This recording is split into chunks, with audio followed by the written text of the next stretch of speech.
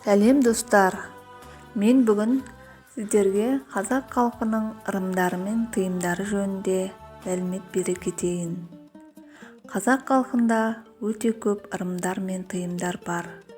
Соның ішінде жас балаларға арналған немесе балаларды тәрбиелеуге байланысты кездесетін ырым тыйымдар қатары өте мол.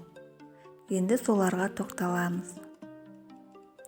Үйге кіріп келе жатқан бала құлап қалса, үйге береке ырыс келеді екен. Бала жол қараса, қонақ келеді. Бала тілін шығарса, хабар келеді. Сәби анасынан ұстап отырып емсе, сараң болады екен. Еркін отырып емсе, мырза жомарт болады. Баланың желкесі терең шұқыр болса, қырсық болады. Сәби шалқасынан жатып ұйықтаса, елге белгілі азамат болып өседі. Бүк түсіп жатса, уайымшыл, жігерсіз болады екен. Ал етпетінен жатып ұйықтаса, ойшыл болады. Аяқ қолын еркін созып ұйықтаса, батыр, кемеңгер болады.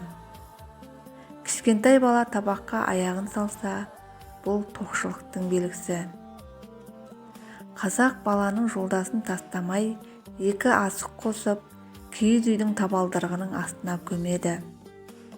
Бұл ырым асық ойнайтын бала жалғастын деген тілектен туған екен. Бала тоқтамаған жағдайда, бала жолдасын киізге орап, молдаларға оқытып, күлдіреуішке бала 7 жасқа келгенше іліп қояды. Бала 7-ге толған соң бір мал садақасын беріп, баланың жолдасы салынған киізді ұлы жолдың бойына апарып көміп, ырымын жасайды. Баланы қырқынан шығарып ит көйлегін ауыстырғанда, оны бойына бала бітпей жүрген әйелдер арнайы сұрап алатын ырым бар. Оларға баланың анасы ит көйлекті бүтіндей бере салмай жыртып береді. Баланың тісі түскенде оны кесек ет, май немесе бауырсаққа қосып, тісі иттің тісіндей өткір, мықты болсын деп итке асатады екен. Сонымен қатар көктей болып өссін деп, түскен түсті жеміс ағашының түбіне көмеді. Таудай болсын деп тауға қарата лақтырады.